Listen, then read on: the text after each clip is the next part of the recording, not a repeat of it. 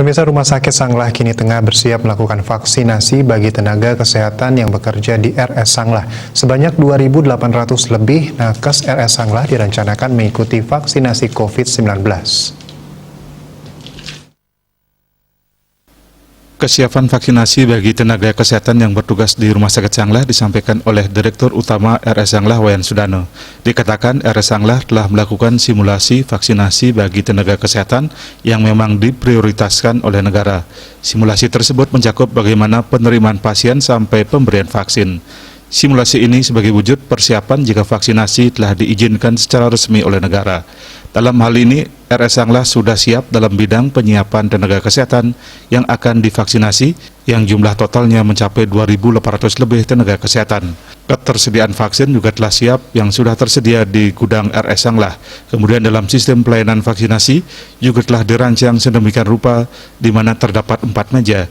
Urutannya semua tenaga kesehatan di Rumah Sakit Sanglah terlebih dahulu harus melewati proses screening untuk mengetahui mana yang layak dan tidak untuk divaksinasi.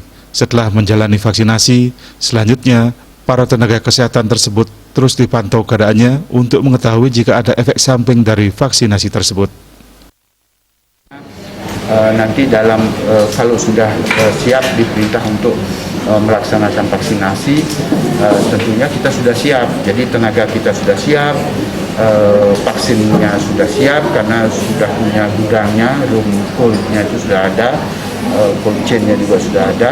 Kemudian dalam sistem pelayanannya juga sudah kita siapkan. Ada 4 meja, nanti meja pertama itu registrasi, meja kedua screening, jadi di screening dulu dari 2.800 sekian tenaga kita, itu di screening di sana mana yang layak bisa divaksinasi, diberikan vaksin, mana yang tidak.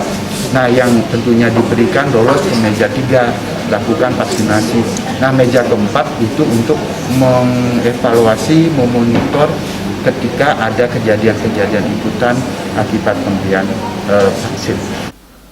Di bidang sarana dan prasarana, RS Sanglah terus mempersiapkan berbagai kebutuhan untuk merawat pasien COVID-19 maupun pasien umum.